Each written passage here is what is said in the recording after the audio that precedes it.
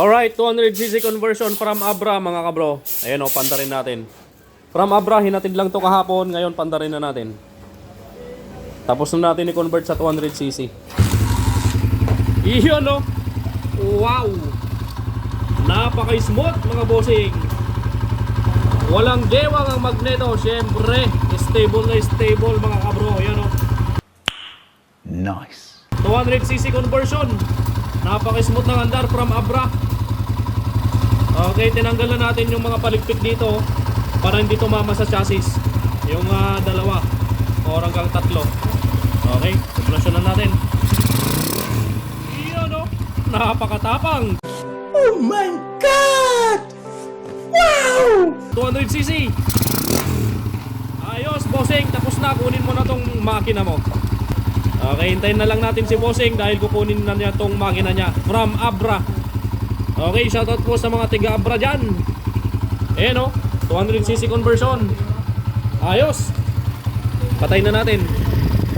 Okay, sa mga magtatanong kung magkano yung conversion sa 200cc sa mga TMX 155. Okay, so magbabudget kayo dyan ng 18,000 materialis labor. Conversion sa 200cc yun, materialis labor. And then additional na lang sa mga iba pa ang mapapalitan sa makina. Okay, so ito nabaha, tapos kinalawang, so maraming pyesa ang pinalitan natin dito sa makina niya. Lalong lalo na yung kanyang first gear, napakamahal, 6,350.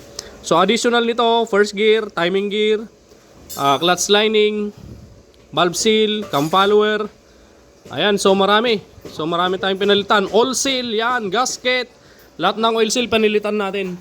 Okay, so pumatak ito ng lahat, halos umabot siya ng 30,000 plus mga kabro yung ginastos ni bossing dito from Abra. Alright, so tapos na. Goods na goods. Tips lang yon para kung sakaling magtatanong pa kayo sa comment section napanood nyo yung hanggang dulo yung video nito, alam nyo na yung magagastos ninyo. 18,000 conversion materialis labor sa TMX 155. Okay, additional yung mga iba pang mapapalitan sa makina. Okay, ayan, umaitato doon mga kabro. Ayan na naman yung ulan. So busy pa ang ating mga timo. Ayan, yung isa nag-overhaul ng generator. Sumabog mga kabro.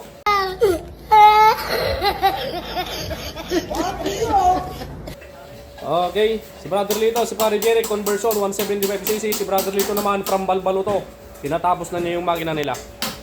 Okay, maraming salamat mga bossing. God bless you all. See you again next video. You know, shout out to Roadwise.